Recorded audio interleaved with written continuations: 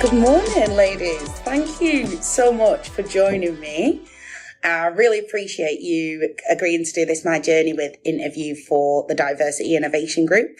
For those listening, I am behind the camera and here in the offices, but wanted you to see the three lovely faces that I've got here today. So before I go on with myself too much, I'm going to start by asking you to introduce yourself. Okay. Yeah. So you can tell we're not good at this, but we'll make it out. We'll give it our best shot. So I'll go first. I'm Jeanette, Jeanette Hines. I have been at HF, and I'm referring to HF as we have recently rebranded. We're currently known as Horwich Family. So I've been here now for 10 years, nearly 10 years actually, in November. I'm a senior associate here. And I deal with all the recruitment and also the training for our fraud department. I'll go next. I'm Cherelle, also just celebrated my 10-year anniversary here at HF, which is all very exciting. I've recently been promoted to the position of senior associate and deal with or manage a team of 5 people dealing with a number of clients, have some client management responsibility. I'm also quite heavily involved in engagement.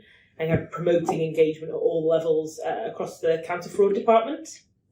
And I'm Raheema Mohammed. I'm an associate partner in the motor and casualty area, celebrating my 10-year anniversary too. Really? September, yeah. All three of us. I realised this. How did we not know this? No idea, we'll have to celebrate together. Yeah, you'll have to go out together, literally. You've been together for so long. Yeah, 2012 was a very good year for HF. Lots of talent coming in. The recruitment team are still celebrating now, I bet. So how did you decide that legal was the route for you, really? You've been there 10 years as well, you've not changed, so... No doubt our stories are probably similar, but I would have to say I've always known from being in school that I wanted to do law, and that was my intention. There was nothing, I don't think I ever had an alternative career route. So I'm really pleased that I stuck to my guns. And here you are. Here I am. So my story is quite similar. I remember my year 10 work experience. I was desperate to get into a law firm and did manage to get into a criminal law firm for my 2-week work experience placement. But I think after that I knew that criminal law probably wasn't for me. But really enjoyed the fast-paced environment, learned a lot from the guys there, and then went on to study a law degree. So in a similar position, I'd always, even in school, kind of had that I would like to go into law mentality, which luckily I managed to get there. Mine's a little bit different. I probably was in high school and my dad got me a book of careers like they used to do back in those days. And I was like, oh, I really want to be a dentist because they earn so much money. And then I was like, I'm going to have to pull teeth out. And then, I don't know, I just was attracted to law and just stuck on it. And just here we are today. So it doesn't feel like pulling teeth? Doesn't feel like pulling teeth. Maybe some days when it's really busy, but no, it's. I'm glad I made this decision. Oh, amazing. And it sounds like you've all had such, positive experiences, positive journeys. Would you say that there has been anything that's changed your perception or any discrimination on your way in to the sector as a whole? I think coming from an ethnic minority group, I think there's always experiences that you face along the way, and I'm talking kind of his school years, whether it's in school, outside of school, just in general. Yeah. And that kind of sometimes shapes your path, whether it kind of tries to hinder you on your path to success. But I think it does require, for any potential lawyer anyway, you have to be determined. This isn't an easy route. It is challenging. So you've got to be prepared for setbacks, and that's setbacks in general, whether life throws some negatives at you, you feed it back with a positive. Yeah. So, I've had some encounters at school, and I really like the fact that you kind of got yourself into getting a legal work experience. I think I maybe expressed a desire. I ended up in a school. Not saying that was anything to do with my race, but you don't question things, but it's to do with pushing, asking the question, and never taking no for an answer. Yeah. That's really, really important. So we know we do a lot. Well, HF do a lot to put themselves out there in terms of vacation schemes and work experience. And know we're trying to go into schools and colleges, not just universities anymore. So people can see people like us, so they can relate. I'm really excited about what the next few years are going to hold for HF and us getting our faces out there, because we are really about the people. But it will just encourage people to think, actually, they're where they are.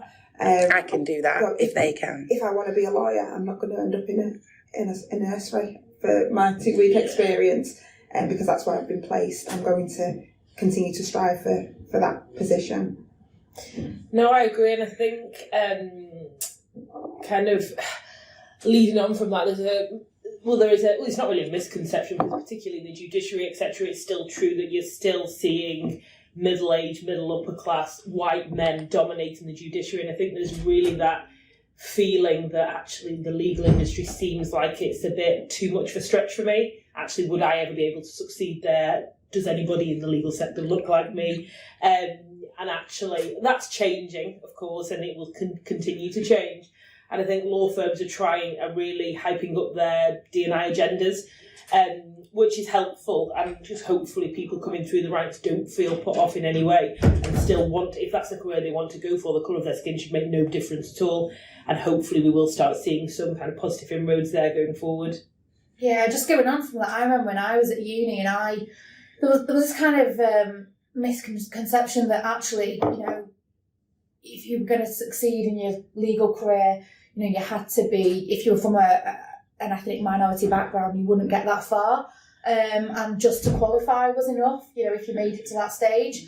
But, I'd say it's quite an achievement. I've got to where I wanted. I think, for a while, I thought, if I qualify as a solicitor, that's enough. I've made it to that stage, coming from an ethnic minority background. Yeah, I should be proud of that. Yeah, exactly. So the fact that, I've got to where I have, it's a great achievement. And like you said, I think it's changed now. People's figures and stats of all businesses are changing. And also there's a misconception as to where you studied as well. So I think there's also that people believe that you need to have been to Oxford or Cambridge in order to succeed. But I didn't. I mean, I didn't. No. So it's achievable for anybody. That's the message. It's just how much you want it. Yeah, I think I agree with you all. I think it's interesting that, like you said, it is changing. The law society, the sector as a whole are doing so much, but then there do need to be applicants. There's only so much of the bridge that they can build, and the rest has to come from those people kind of going, no, we're not going to take no for an answer. We are going to believe in ourselves and keep pushing. And coming back to that, actually, if you could go back those 10 years, go back to those school days. What's 10 years? Far more than that, unfortunately. Well, you don't look it. You walked out of school and into Horwich Family, right? Okay, 13 years then. We'll let you have the degree. So you're going to go back to school, and if you could go back, knowing what you know now, what's the one piece of advice that you would give your younger self? Probably just, I don't know, it sounds quite cliche, but just to have more confidence and believe in yourself. You can do it and push it. There's so many circumstances where even at university I wouldn't go for certain things because maybe I didn't feel able, or I didn't feel like I would succeed, and I didn't really feel comfortable putting myself out there to a certain extent. But actually, reflecting on it, I should have done and could have done it and would have done it well. It was just maybe that confidence thing, and that's linked to not just race, a number of things. No. But obviously, especially kind of, I was the first in my family to go to university, so it seemed a bit of a daunting thing. And And then the university I went to is lots of children, or lots of students from private schools, lots of students from down south. So I found the experience actually quite daunting and overwhelming, and actually potentially didn't put myself forward for things that I actually would have been able to do, because I felt a bit, put back. So my advice would generally to put yourself out there, feel uncomfortable, because actually that's what you need to do to have the confidence to continue to succeed, I guess. Yeah, definitely. 100%. Say definitely confidence. I wish I was a bit more confident, and probably not worry as much, to be honest. I used to worry quite a bit about, how am I going to get there, and how long is it going to take, and will I ever get there, and just wish I didn't worry as much. Yeah, I mean, I agree with what you've both said. I think for me it was definitely believing in myself, but also just giving yourself a break as well. Just put so much pressure on yourself and you cast doubt on yourself. But I think it probably wasn't until I started HF that I realised my full potential, because I was given the platform to be myself, and I was recognised for who I am, as opposed to thinking, do I fit a certain mould? I might not look like this person, but can I fit into, what the average solicitor or legal professional looks like? I'm not that person. I'm me. You're given a platform to develop and grow and build on those and bring yourself really. And I knew what I had to bring to the table. To bring to the table, definitely. And I'm very appreciative of HF for allowing me to show what I could do, because it's only in doing that I've been able to climb the ladder, and that's because I'm comfortable with who I am. And I think sitting next to these two as well, who are amazing at what they do, kind of just shows that as long as you believe in yourself and you think, I've got a lot to bring to the table, and you deliver, you show your boss, whoever is employing you, what you can do, then you can go far. Oh, amazing. And thank you so much. I definitely think people can take note of what HF are doing right now, because you can see how supportive you are of each other, how you collaborate, you build each other up, and you've all come back to some really important points about, the right environment, the environment that you feel comfortable in to be yourself. And then you were able to succeed no matter what barriers or obstacles you thought might have even been there. I think amazing. Well, thank you so much for sharing your story with everyone in the Diversity Innovation Group network, and I'm sure I'll see you all very soon at our next events. Yeah, thank you very much. Thanks, Stephanie.